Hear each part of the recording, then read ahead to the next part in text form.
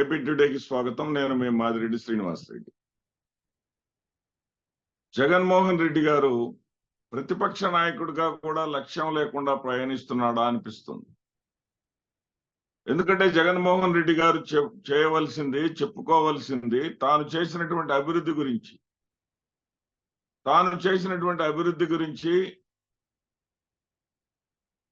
అదేవిధంగా తాను ఎవరు చేయలేనటువంటి కార్యక్రమాలు తాను చేసినటువంటి వాటి గురించి తన నోటి ద్వారా తాను ప్రజలకు అర్థమయ్యేటట్టుగా చెప్పాల్సినటువంటి అవసరం ఉంది.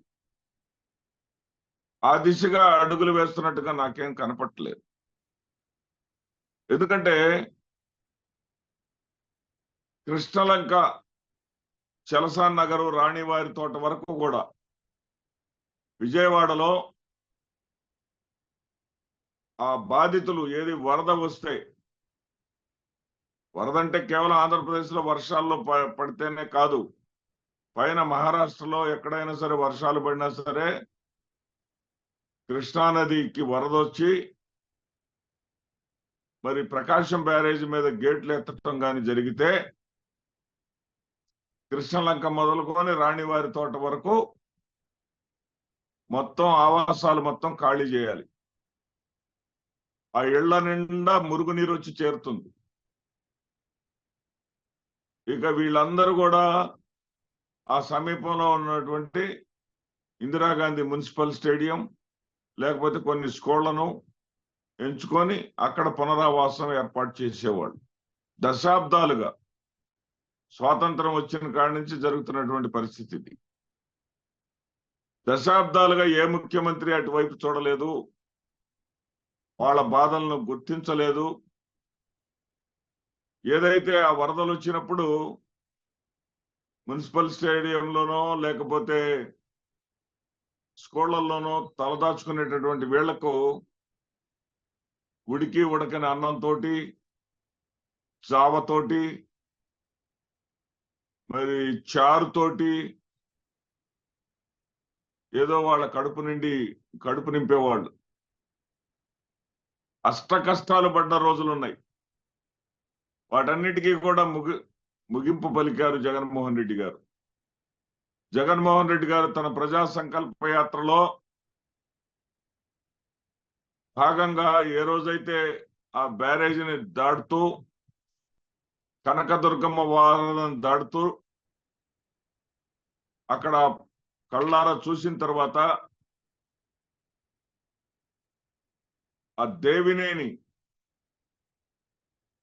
మరి నెహ్రూ గారి కుమారుడైనటువంటి అవినాష్ కి అప్పట్లోనే మాట ఇచ్చారు, ఖచ్చితంగా నేను మన ప్రభుత్వం అధికారంలోకి వచ్చిన తర్వాత రిటైన్ వాల్ కడదాము అని చెప్పారు. జగన్మోహన్ రెడ్డి గారి నోట వెంట మాట వచ్చిందంటే ఏదైనా సరే అభివృద్ధి కార్యక్రమానికి సంబంధించి ఖచ్చితంగా చేసి తీరుతారు ఆయన. ఉద్దానం చూశాం. ఉద్దానంలో కేవలం డయాలసిస్ సెంటర్స్ పెట్టించి చంద్రబాబు నాయుడు గారు ఇదిగో నా సమస్యను గుర్తించి పరిష్కారం చేసి పెట్టారని ఇప్పుడు ఉప ముఖ్యమంత్రి పవన్ కళ్యాణ్ గారు చంద్రబాబు నాయుడు గారిని ఆకాశానికి ఎత్తారు. ఏది డయాలసిస్ సెంటర్లకే. కానీ జగన్మోహన్ రెడ్డి గారు అలా కాదు. అక్కడ ఫ్లోరోసిస్ వల్ల, అక్కడ వాళ్ళ సమస్య వల్ల ఈ కిడ్నీ సమస్యలు బాధితులుగా మారుతున్నారు కాబట్టి టోటల్ గా ప్రక్షాళన చేశారు. 100 కోట్లు పెట్టి ఆసుపత్రి కట్టించారు. 100 కోట్లు పెట్టి అక్కడ ఆ నీరు తాగే పని లేకుండా పైప్ లైన్ల ద్వారా నీటిని అందిస్తా ఉన్నారు. అదేవిధంగా ఇక్కడ రిటైన్ వాళ్ళని విజయవాడలో మరి ఇంతమంది పేదలు, వేలాదిగా పేదలు కష్టాలు పడకుండా, బాధలు పడకుండా, ఇబ్బందులు పడకుండా, ఎంత వర్షం వచ్చినా ఎంత వరద వచ్చినా సరే వాళ్ళకి ఈ కోటలాగా ఒక రిటైన్ వాళ్ళని కట్టి ఆ కోట యువతల వాళ్ళ యొక్క నివాసాలు ఉండే విధంగా ఏర్పాటు చేశారు. ఇది ఒక చరిత్ర. ఈ చరిత్రను చెప్పుకోకుండా జగన్మోహన్ రెడ్డి గారు నేను అక్క చెల్లెమ్మలకు ఇచ్చిన డబ్బులు ఏమైనాయి, రైతులకు ఇచ్చిన డబ్బులు ఏమైనాయి? ఎంతప్పటికీ సంక్షేమం అనేటటువంటి మాట నోటి వెంట రావటం మాత్రం జగన్మోహన్ రెడ్డి గారు ఈ రోజుకి మారలేదు. జగన్మోహన్ రెడ్డి గారు ఇప్పటికీ కూడా జగన్ ఉండి ఉంటే బటన్ నొక్కి ఉండేవారు. అది కాదు ఇప్పుడు కావాల్సింది. ఇప్పుడు వాళ్ళని చూసి అయినా సరే కొంత నేర్చుకోండి. ఇక్కడ 5 ఏళ్ళు పరిపాలన ఏ విధంగా జరిగింది, ఏ ఏ సామాజిక వర్గాలను మీరు దూరం చేసుకున్నారు, ఏ ఏ వర్గాలు మీకు దూరం అయ్యాయి, ఏ ఏ అంశాల మీద మీ మీద దుష్ప్రచారం చేశారు, లేనిపోని అసత్యాలను మీ మీద ప్రచారం చేసి మిమ్మల్ని ప్రజలకు దూరం చేశారు. ఈ అంశాలన్నింటినీ కూడా మీరు పరిగణలోకి తీసుకోండి. జగన్మోహన్ రెడ్డి గారు, మీరు ఇంత రిటైన్ వాళ్ళు కట్టిన తర్వాత అన్నం తినే వాళ్ళు ఎవరైనా సరే, జ్ఞానం ఉన్న వాళ్ళు ఎవరైనా సరే, అక్కడ అభివృద్ధి ఉంది అని కళ్ళతో చూసిన వారు ఎవరైనా సరే అక్కడ ఖచ్చితంగా వైఎస్ఆర్సీపీని గెలిపిస్తారు. గెలిపించలేదు అంటే మీ పరిపాలనలో ఏదో నొచ్చుకునేటటువంటి అంశాలు వాళ్ళ దృష్టిలో ఉన్నాయి. ఈ అభివృద్ధి కన్నా మించి వాళ్ళకు నచ్చనటువంటి అంశాలు ఉన్నాయి. ఎందుకంటే చంద్రబాబు నాయుడు గారు అది ఏమీ చేయలేదు కాబట్టి ఆయన ఓడించారు. ఏమీ చేయలేదనే మాట ఎందుకు అంటున్నానంటే, కనకదుర్గమ్మ ఫ్లైఓవర్ చాలా చిన్న అంశం. దాన్ని తీసుకొని తన 5 ఏళ్ల పాలనలో కనీసం ప్రారంభించలేకపోయాడు, పూర్తి చేయలేకపోయాడు. బెంజ్ సర్కిల్ వద్ద కూడా ఫ్లైఓవర్ ని ప్రారంభించాడు కానీ పూర్తి చేయలేకపోయారు. ఇవన్నీ కూడా మీరు పూర్తి చేశారు. మీరు పూర్తి చేసినప్పటికీ కూడా మీ మీద వైషమ్యాలు రెచ్చగొట్టడంలో వాళ్ళు ఎంత పైచేయి సాధించారంటే, కొండ మీద అమ్మవారు కొండ కింద కమ్మవారు అనేటటువంటి ఆలోచనలో ఉన్నటువంటి వాళ్లకు కొండ కింద అయ్యవారిని తీసుకొచ్చి పెట్టావే అనేటటువంటి ఉక్రోషంతో, ఉద్వేషంతో, విద్వేషాన్ని ప్రజల్లో రెచ్చగొట్టి, అగ్రకుల సామాజిక వర్గాల్లో రెచ్చగొట్టి, మరి ఏదైతే మిమ్మల్ని ఎందుకు దూరం చేశారో మళ్ళీ ఈ రోజున ఆ యొక్క పీఠం మీద ఉన్నటువంటి మీ పేరును కూడా తొలగించడానికి వాళ్ళు సాహసించారు. ఆ పీఠం మీద ఉన్నటువంటి పేరును తొలగించారు. ఒక రకంగా అయ్యవారు లేదా అంబేద్కర్ గారిని అక్కడి నుంచి తొలగించితే ఏం చేస్తారో చూద్దాము అని ఒక ట్రయల్ వేశారు. ఆ ట్రయల్లో వాళ్ళు సక్సెస్ కాలేకపోయారు. మీ పేరు తొలగిస్తేనే రాష్ట్రం అంతా ఉవ్వెత్తున ఉద్యమంలాగా వచ్చింది కాబట్టి ప్రస్తుతానికి సైలెంట్ అయ్యారు. కానీ అమ్మ పెట్టదో అడుక్కు తిననివ్వదు. వారు చెయ్యరు, ఇంకొకళ్ళు చేస్తే ఓర్చుకోలేరు అనే విధానానికి చంద్రబాబు నాయుడే పెద్ద ఉదాహరణ. తాను పెడతానన్నాడు అమరావతిలో 125 ఎకరాల్లో పెద్ద అంబేద్కర్ విగ్రహాన్ని పెడతానన్నారు, జాతికి అంకితం చేస్తానన్నాడు.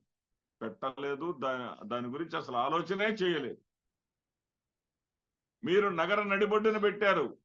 ఎట్లా జీర్ణించుకుంటాడండి చంద్రబాబు నాయుడు గారు? ఎట్లా తట్టుకుంటుందండి చంద్రబాబు నాయుడు గారి సామాజిక వర్గం? ఏ విధంగా మిమ్మల్ని బ్లేమ్ చేయకుండా ఉంటారండి జగన్మోహన్ రెడ్డి గారు? మీరు చేయవలసింది ఏంటంటే, లక్ష్యం లేకుండా యుద్ధం చేస్తున్నారు. కత్తులు వేస్తున్నారు, కటార్లు వేస్తున్నారు, బళ్ళాలు వేస్తున్నారు. ప్రతిపక్షంగా నేను దూసుకుపోతున్నానని అనుకుంటున్నారు. లక్ష్యాన్ని మాత్రం మీరు నిర్ణయించుకోలేదు. మీరు నిర్ణయించుకోవాల్సినటువంటి లక్ష్యం ఏంటంటే, లక్ష్యం లేని ఆయుధ ప్రయోగం ఏదైనా, లక్ష్యం లేని పని ఏదైనా సరే నిరుపయోగంగా మారిపోతుంది. మీరు ప్రథమ లక్ష్యంగా పెట్టుకోవాల్సినటువంటి అంశం ఏంటంటే, మీ మీద దుష్ప్రచారం చేసి మీ మీద ఒక చెడు అభిప్రాయాన్ని ఇప్పటికే ఎస్టాబ్లిష్ చేసుకొని ఉన్నారు. ఆ చెడు అభిప్రాయాన్ని ఇంకాస్త పెంచాలి అనేటటువంటి అభిప్రాయంతో కూటమి ప్రభుత్వం ఉన్నది. మీ మీద చెడు అభిప్రాయాన్ని పెంచితే వారు ఇచ్చినటువంటి ఏ వాగ్దానాన్ని నెరవేర్చాల్సినటువంటి అవసరం లేదు. చర్చను మీ మీదకి మళ్ళిస్తే చాలు. మీ దుర్మార్గాలు, మీ అన్యాయాలు అంటూ ప్రజల్లో చర్చ జరిపితే చాలు అనేటటువంటి లక్ష్యంతో వాళ్ళు ఉన్నారు. దాన్ని మీరు ధీటుగా ఎదుర్కోవాలంటే మీ జిల్లా అధ్యక్షులను మీరు అర్జెంటుగా నియమించుకోవాలి. జిల్లా అధ్యక్షులు 26 జిల్లాల్లో కూడా మీరు ప్రక్షాళనలు చేయాలి. జిల్లా అధ్యక్షులందరూ కూడా సూటిగా ఏదైతే లోకేష్ రెడ్ బుక్ ఓపెన్ చేశారో, మరి కార్యకర్తల మీద, మీ పార్టీ కార్యకర్తల మీద కక్ష సాధిస్తున్నారో, ఆ కార్యకర్తలందరికీ కూడా రక్షణ వలయంగా ఉన్నాము అని చెప్పేసి జిల్లా అధ్యక్షులు రావాలి. జిల్లా అధ్యక్షులు మీరు కేవలం ప్రజలకు బంధువే కాదు, కార్యకర్తలకు ఆత్మబంధువుగా ఉంటావు. కార్యకర్తలను అన్ని విధాలుగా రక్షించుకుంటావు అనేటటువంటి అభిప్రాయాన్ని కలిగించాలి. నీ మీద అధికారంలో ఉన్నప్పుడు దుష్ప్రచారమే, అధికారంలో లేనప్పుడు దుష్ప్రచారమే. అధికారంలో ఉన్నప్పుడు కూడా టీవీ డిబేట్లలో వైఎస్ఆర్సీపీ తరఫున ఒక్కడుంటే వ్యతిరేకంగా ముగ్గురు ఉంటారు. టీడీపీ నుంచి ఒకళ్ళు ఉంటారు, జనసేన నుంచి ఒకళ్ళు ఉంటారు, భారతీయ జనతా పార్టీ నుంచి ఒకళ్ళు ఉంటారు. ఆ విశ్లేషకులను కూడా ఆయా పార్టీలకు అనుకూలంగా మాట్లాడేవాడిని తీసుకొచ్చి ఆయా ఛానళ్ళు డిబేట్స్ కొనసాగిస్తాయి. ప్రజల్లోకి ఏ విధమైనటువంటి అభిప్రాయం వెళ్తుంది? ప్రజల్లోకి నీ మీద వ్యతిరేక భావమే వెళుతుంది. ఇప్పుడు అధికారం పోయింది. అధికారం పోయిన తర్వాత నీ మీద ఏమైనా సానుభూతి వస్తుందా? సానుభూతి రాణిస్తున్నారా? మీరు అధికారంలో ఉండగా ఏ విధంగా 3 పార్టీల ప్రతినిధులు, విశ్లేషకుడు ముసుగులో కూడా 4వ వ్యక్తిని కూడా తీసుకొచ్చి ఒక్క వైసీపీ వాణిని వినిపించే వ్యక్తి మీద దాడులు చేసేవాళ్ళు, అతని నోరు పెగలనేయకుండా, అతను మాట్లాడే అంశాన్ని ప్రజల్లోకి వెళ్ళనేయకుండా అడ్డుకునేవాళ్ళు, అదే జరుగుతా ఉంది ఇప్పుడు కూడా మీడియాలో ఎక్కువ భాగం 3 పార్టీల నుంచి ప్రతినిధులు ఉంటారు. మరి విశ్లేషకుడు ముసుగులో మరొక కూటమి అభిమాని ఉంటాడు. వీళ్ళందరికీ కూడా వైఎస్ఆర్సీపీ తరఫున పాల్గొనేటటువంటి వ్యక్తి సమాధానం చెప్పలేక, వాళ్ళు మాట్లాడేటటువంటి అసత్యాలకు అడ్డుకట్ట వేయలేక సతమతమైపోతా ఉన్నాడు. వీటన్నిటి మీద మీరు దృష్టి పెట్టండి. జగన్మోహన్ రెడ్డి గారు, మీరు చేసినటువంటి అభివృద్ధి ఏ ముఖ్యమంత్రి చేయలేదు. ఒక పాఠశాలను చూసినా, ఒక వైద్యశాలను చూసినా, ఒక గ్రామాన్ని చూసినా కళ్ళకు కట్టినట్టుగా కనపడుతుంది మీ యొక్క అభివృద్ధి, మీరు సాధించినటువంటి ప్రగతి. ఆ ప్రగతిని చెప్పుకోవటాన్ని ప్రారంభించండి.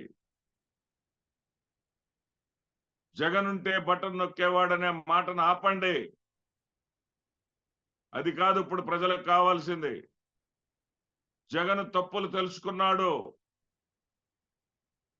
జగన్ పొరపాట్లు గమనించాడు, ప్రజల వద్దకు అన్ని తెలుసుకున్నటువంటి జగన్ వస్తున్నాడు అనేటువంటి అభిప్రాయాన్ని కలిగించండి. మీరు మారారు. మీరు జనంలోకి వస్తే మీకు ఎప్పుడైనా జనం మీ వెంట ఉంటారు. ఈ దేశంలోనే మిమ్మల్ని మించిన క్రౌడ్ పుల్లర్ లేరు. కానీ ఇంత హంగామా ఉన్నటువంటి మీరు, ఇన్ని పాజిటివ్ అంశాలు ఉన్నటువంటి మీరు ఒక దిశానిర్దేశం లేకుండా నడుస్తున్నారేమో. ఇంకా అధికారంలో ఉన్నప్పుడు కోటరీని నమ్ముతున్నారేమో, ఆ కోటరీ చెప్పిన మాటలే వింటున్నారేమో. జిల్లా అధ్యక్షులను నియమించుకోవటంలో కూడా మీరు స్వతంత్రించి లోతుగా విచారణ చేసుకొని ఎవరు మొదటి నుంచి నమ్ముకొని ఉన్నవాళ్ళు, లోకేష్ రాసుకున్నటువంటి రెడ్ బుక్ లో బాధితులు ఎవరు, వాళ్ళెవరు కూడా మీరు అధికారంలో ఉండగా అధికారాన్ని అనుభవించలేదు. వాళ్ళందరూ కూడా ఇప్పటికీ కూడా డాక్టర్ వైఎస్ రాజశేఖర రెడ్డి గారి మీద ఉన్నటువంటి అభిమానంతో మిమ్మల్ని మళ్ళీ ముఖ్యమంత్రిగా చూడాలని చెప్పేసి మిమ్మల్ని కనిపెట్టుకొని మాత్రమే ఉన్నారు. అలాంటి కార్యకర్తలను కాపాడగలిగేటటువంటి నాయకులు ఎవరో గుర్తించండి. గుర్తించి 26 జిల్లాలకు కొత్త అధ్యక్షులను ప్రకటించండి. 26 జిల్లాల అధ్యక్షులను మార్చమని కాదు నేను చెప్పేది. 26 జిల్లాల్లో ఎవరైతే కార్యకర్తల బాగోగులు చూసుకుంటారో వాళ్ళందరినీ కొనసాగిస్తూ, అలా చూసుకోలేని వాళ్ళు, అనేక నేలాపనిందలను ఎదుర్కొంటున్న వాళ్ళు, లేదు మాకు అవసరం లేదని ఇప్పటికే తప్పుకున్న వాళ్ళని దృష్టిలో పెట్టుకొని ఎవరైతే ఆర్థిక బలం, అంగబలం ఉన్నారో అటువంటి వాళ్ళని జాగ్రత్తగా చూజ్ చేసుకొని కార్యరంగంలోకి దిగండి. లక్ష్యంతో పనిచేయండి. ఖచ్చితంగా మీరనుకున్న లక్ష్యాన్ని రీచ్ అవుతారు. మీరు ఈసారి ముఖ్యమంత్రి అయితే ఇక మీకు తిరుగు ఉండదు. మీరు మొదట ఆశించినటువంటి 30 ఏళ్ల ముఖ్యమంత్రి అనేది మీరు ఖచ్చితంగా సాధించుకుంటారు. జగన్మోహన్ రెడ్డి గారు, కావాల్సిందల్లా మీ వ్యవహార శైలి మారింది, మీ వ్యవహార శైలి మార్చుకున్నాననేటటువంటి అభిప్రాయాన్ని ఇటు ప్రజల్లోనూ అటు కార్యకర్తల్లోనూ కలిగించడమే. నమస్తే.